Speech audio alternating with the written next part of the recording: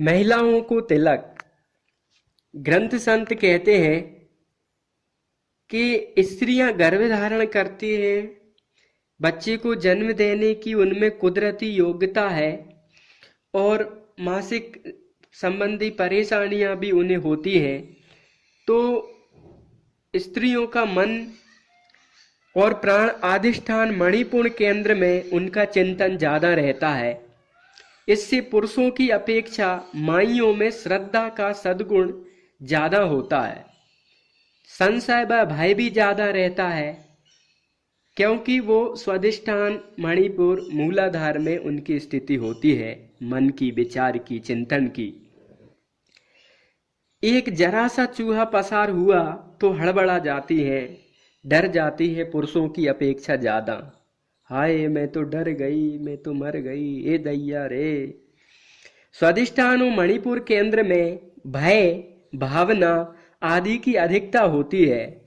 इसलिए स्त्रियों को मन नीचे के केंद्रों में लटका उलझा ना रहे, इसलिए हर रोज आज्ञा चक्र पे तिलक किया जाए, ऐसी आज्ञा संतों शास्त्रों की माताओं बहनों को हो। पर मस्तक पर बिंदी ना लगाना चाहिए, केमिकल वाली, गोंद चेप वाली। अपितु तिलक लगाना चाहिए, ताकि आज्ञा चक्र, पीनियल ग्रंथि, शिव नेत्र सक्रिय हो, एकाग्रता और बुद्धि विकसित हो, निर्णय शक्ति विकसित हो, स्मरण शक्ति विकसित हो, मस्तिष्क में पैदा होने वाले विचार असमंजस की स्थिति से मुक्त हों और उनका विवेक बढ़े। प्लास्टिक की बिंदियां आजकल जो चल गई है, यह माताओं के साथ अन्याय हो रहा है। छठा केंद्र विकसित हो इसलिए तिलक करते हैं। इससे तेज, शोभा, प्रसन्नता, बल, उत्साह बढ़ता है। लेकिन उसकी जगह पर उत्साह, बल, तेज को दबाने वाला मरे हुए पशुओं के अंगों से बनाया हुआ घोल बिंदी चिपकाने के लिए लगा देते हैं। तेज बढ़ाने की जगह पर तेज को कुंठित कर देना, ये सिस्टम चल रहा है। गृहिणी बेचारी आजकल ठगी जाती है, प्लास्टिक की बिंदी लगाती है। लालट में तिलक करने से शिवनेत्र विकसित करना चाहिए था, जबकि प्लास्टिक की बिंदियों से जानवरों के अंगों से बना सरेस डाला जाता है, जो हानि करता है। यह सरेस मरे हुए, कराहते हुए, तड़पते हुए बीमार जानवरों के अंगों का उपयोग की जाने वाली गंदगी बिंदी में होती है, और उसे अपने भाग्य पर लगाना गृहिणियों के साथ बहुत घाटा है। अतः इसे दूर से ही त्याग देना चाहिए। और जो चंदन, तिलक, गोधूली, बड़, पीपल, तुलसी की मिट्टी, हल्दी और उसमें नींबू और थोड़ा सा चूना, ये मिलाकर लगाना बुद्धिमानी है। प्लास्टिक की बिंदियों की अपेक्षा हल्दी, चंदन, सिंदूर, कुमकुम, पीपल, बड़ की मिट्टी, देसी गाय के खुर की मिट्टी विशेष पुण्यदायी ग्रंथों संतों ने बताई है। सर्व कार्य साफल्यदायी सात्विक ऊर्जा इनमें होती है। अधिकांश बाजारू सिंदूर या कुमकुम कृत्रिम हानिकारक रसायनों से बनाए जाते हैं। प्राकृतिक पदार्थों से बनाया गया सिंदूर या कुमकुम ही लाभ करता है।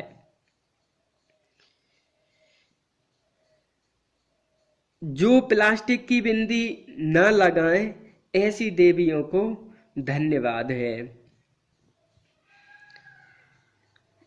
विद्यार्थियों की बुद्धि शक्ति कैसे बढ़े?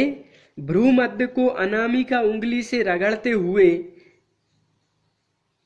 ओम गम गणपतये नमः इस प्रकार मंत्र जपते हुए तिलक करें, या गायत्री मंत्र जपते हुए तिलक करें। फिर 2-3 मिनट प्रणाम की मुद्रा में शशांक आसन करते हुए दोनों हाथ आगे जोड़कर सिर जमीन पर लगा के रखें। इससे ऐसा 2-3 मिनट, 1 मिनट करने से, 2-3 बार भी करने से निर्णय शक्ति, बौद्धिक शक्ति में जादुई लाभ होता है। क्रोध, आवेश, वैर पर नियंत्रण पाने वाले हार्मोन्स द्रव्यों का भीतर विकास होता है शशांक आसन में पड़े रहने से। सूर्योदय के समय तांबे के पात्र में जल ले ले, उसमें लाल फूल कुमकुम डालकर सूर्य नारायण को अर्घ्य दें। जहां अर्घ्य का जल गिरे वहां की मिट्टी का तिलक करें तो विद्यार्थी की बुद्धि बढ़ने में मदद मिलती है, बुद्धि में 4 चांद लग जाते हैं। सोते समय लालट से तिलक का, फूल मालाओं का और पगड़ी आदि का त्याग करके हल्के फुल्के वस्त्र पहनकर तिलक सोना चाहिए। तिलक सोते समय नहीं होना चाहिए।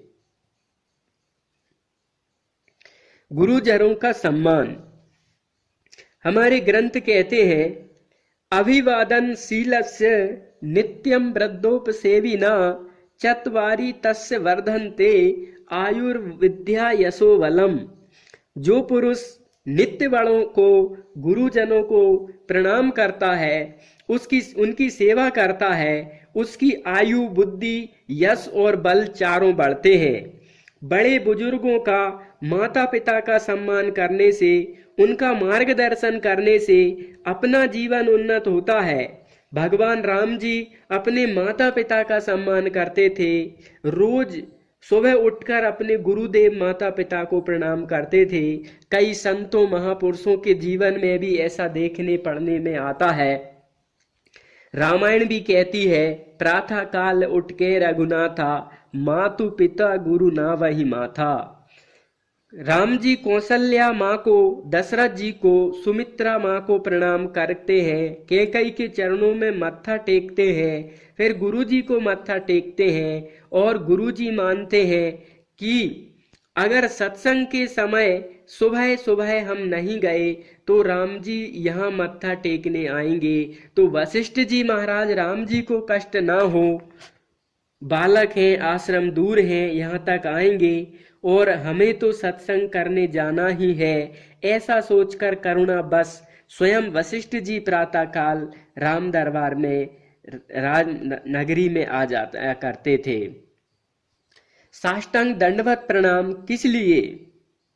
भारतीय संस्कृति में अनादिकाल से चली आ रही गुरु शिष्य परंपरा को प्रणाम करने की परंपरा का वैज्ञानिक रहस्य भी आता है।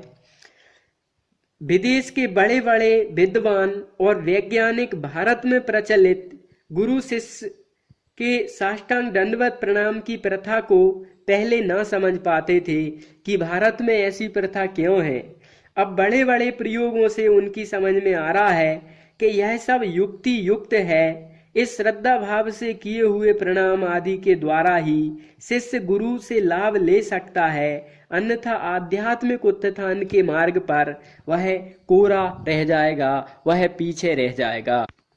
दंडवत प्रणाम के विषय में संत महापुरुषों का कहना है, जीवन अहंकार को सजाने के लिए नहीं, परमात्मा से प्रीति करने के लिए है। धन का अहंकार, सत्ता का अहंकार, सौंदर्य का या बुद्धिमत्ता का अहंकार निरहंकार नारायण के साथ होते हुए भी उसमें मिलने नहीं देता, उससे लाभान्वित नहीं होने देता। इसलिए इस अहंकार को मिटाने के लिए धर्म ने भगवान को दंडवत प्रणाम करने का विधान बनाया है। दयालु संतों ने ये विधान बनाया है। वैज्ञानिक बताते हैं कि आदमी खड़ा रहता है तो उसका अहंकार भी खड़ा रहता है और मन में दबी हुई बातें बताने में वह सिकुड़ता है, पर जब उसको टेबल पर सुलाते हैं और फिर पूछते हैं तो वह कुछ कुछ बताने लगता है। एक जापानी घूमता हुआ घामता तिब्बत के एक लामा बौद्धाचार्य के आश्रम में पहुंचा। उस आश्रम में लामा और उनके कई शिष्य रहते थे। युवक ने लामा से कहा, मैं आपका नाम सुनकर यहाँ आया हूँ और कुछ सीखना चाहता हूँ, कुछ पाना चाहता हूँ। लामा ने कहा, इस आश्रम में सीखने के लिए कुछ नहीं है, पाने के लिए कुछ नहीं है। यह आश्रम तो केवल खोने के लिए है, अर्थात सीखा हुआ भूल जाने के लिए है। अपनी जो कुछ कल्पनाएं हैं, मान्यताएं हैं, उन्हें खो डालना है। यहाँ कोई रिवाज नहीं है, कोई नियम नहीं है, सिवाय एक कड़े नियम के कि प्रत्येक आश्रमवासी अधिष्ठाता अर्थात सदगुरु को जब जब पे जहाँ देखा दिख जाए तब तब दंडवत प्रणाम करे। बैठे दिख जाए तो दंडवत करे, घूमते दिख जाए तो दंडवत करे। दिन में 10-20 बार, 50-100 बार भी, इससे अधिक भी दंडवत प्रणाम का अवसर आ सकता है। उस युवक ने लिख लिया है, हम जापान लोग किसी के आगे जल्दी झुकते नहीं, अतः दिन में 10-20 बार दंडवत करना मेरे लिए कठिन बात थी। वो व्यक्ति लिखता है, बार बार दंडवत करना अत्यंत कठिन है, फिर भी इस प्रयोग के लिए वह रहने लगा। पहले 5-10 बार तो बड़ी मेहनत पड़ी, बड़ी तकलीफ हुई, किंतु लोग करते हैं तो उनके साथ वह करने लगा। 2-4 दिन बीते, फिर वह पकड़ और हट बिखरता गया तथा स्वाभाविक ही दंडवत होने लगी। फिर कभी गुरुदेव ना निकलते तो उनके द्वार पर ही दंडवत कर लिया करता था। द्वार पर ना जाऊं तो उनकी कुटिया के आसपास के वृक्षों को ही दंडवत कर लिया करता था। फिर तो मुझे दंडवत करने में इतना मजा आने लगा कि वृक्ष हो चाहे कुटिया, चाहे कुछ ना हो, बस दंडवत से ही आनंद बरसने लगा। मेरा ऐसा समर्पण भाव बढ़ता गया और एक दिन गुरुदेव की कृपा मुझ पर छलकी जब गुरुदेव ने मुझसे कहा, अब तेरा काम हो गया। मैंने अपने को दंडवत कराने के लिए या अपने अहंकार को पुष्ट करने के लिए आश्रम में यह नियम नहीं रखा। प्रणाम करने वाले को तो मजा आता है, लेकिन उसे स्वीकार करने वाला बड़े खतरों से गुजरता है। यदि वह सावधान ना रहे तो उसमें देहाभिमान आ सकता है, अहंकार आ सकता है, खतरा हो सकता है। यहाँ का दंडवत प्रणाम का नियम व्यक्तिगत धारणाओं, मान्यताओं और अध्यास को बिखेरने की एक प्रक्रिया है। इस प्रक्रिया में तू उत्तीर्ण हो गया। अब तेरी हाजिरी के बिना, मेरी हाजिरी के बिना भी तू अपने आप में तृप्त रह सकता है। मेरे आश्रम के पेड़ पौधों के बिना भी तू कुछ हद तक आनंदित रह सकता है। यह उपासना की छोटी सी प्रक्रिया मात्र है। तत्व ज्ञान के बिना पूर्ण ज्ञान का कोई पता ही नहीं चलता। जैसे हनुमान जी को श्री सीताराम जी के सत्संग से पूर्णता का पता चला, वशिष्ठ जी के उपदेश से श्री राम जी को अपनी पूर्णता के स्वभाव में प्रतिष्ठित रहे। केवल दंडवत प्रणाम तो ठीक है, अहंकार छोड़ने के लिए सुंदर साधन है दंडवत, लेकिन ब्रह्म ज्ञान पाने का उद्देश्य बनाए। महिलाएं दंडवत प्रणाम करेंगी तो उनको हानि होगी, इसलिए महिलाएं दंडवत प्रणाम न करें, ऐसा शास्त्रों का आदेश है। दंडवत से छाती पृथ्वी पर लगेगी तो दोष लगता है, हानि होती है। महिलाएं घुटने टेक के प्रणाम कर सकती है। जीवन बीमा कराने की युक्ति सिखाई। हमारे ग्रंथों संतों ने, सत्संग में आता है, राम जी रावण को तीरों का निशाना बनाते और रावण का सिर कटता और फिर से लगता है, क्योंकि उसे वरदान मिला था। लेकिन रावण दंग रह गया कि जब वह राम जी पर बाण छोड़ता है तो राम जी की तरफ जाते जाते उनके सिर में लगता ही नहीं था। राम जी के सिर की तरफ रावण का बाण जाए ही नहीं। रावण सोचे सोचे कि आखिर क्या है। शिव जी ने प्रेरणा की कि इनके सिर का तो बीमा किया हुआ है। राम जी तो अपने सिर का बीमा करा चुके हैं और रावण का बीमा था नहीं। राम जी ने क्या बीमा कराया था पता है? शिव जी ने भी बीमा कराया था, रामदास, समर्थ रामदास जी ने भी, और भी संत महापुरुषों ने बीमा कराया था। वो बीमा क्या है, किधर है, कौन बीमा है? अरे वो बीमा यही है कि राम जी सुबह उठकर माता पिता और गुरु को मत्ता नवाते थे तो आशीर्वाद, पुत्र चिरंजीवी भव, यशस्वी भव आशीर्वाद मिलता। माँ बाप और गुरु के आशीर्वाद से बड़ा कोई बीमा होता है क्या? तो तुम भी बीमा करा लो और अपने मित्रों, पड़ोसियों, बच्चों को भी यही बीमा कराने की प्रेरणा दो। राम नमस्कार से रामदास कर्म सभी कट जाएं, जाए मिले पर ब्रह्म से आवागमन नसाएं। अतः हम सबको प्रणाम से लाभ लेना चाहिए। हम सबको अपने से ज्ञान भक्ति श्रद्धा विवेक वैराग्य में बड़े जनों को प्रणाम करना चाहिए। दाढ़ी देखकर जटाएं देखकर कपड़े रंगे या सफेद पीले देखकर प्रणाम नहीं करना चाहिए। अपितु सिर झुका सकते हैं, जयराम जी की कह सकते हैं, पर जिसका वाइब्रेशन आध्यात्मिक की पावरफुल रेंज से युक्त हो, परमात्मा में जिसकी भक्ति प्रीति विद्वता से संयम सदाचार से जो युक्त है, गुटखा बीड़ी तमाकू चाय आदि का जो गुलाम नहीं है, सम्मान या दान दक्षिणा का भेरंटा जो नहीं है, ऐसे सज्जनों को, ऐसे ब्राह्मणों को, ऐसे संत महापुरुषों को दंडवत प्रणाम करके हमें अपने सिर का बीमा कराना चाहिए, जीवन को उछालना चाहिए। आप सबको, आप सब में बसे परमात्मा को हमारा सादर नमन प्रणाम। जयराम जी की हरिओम।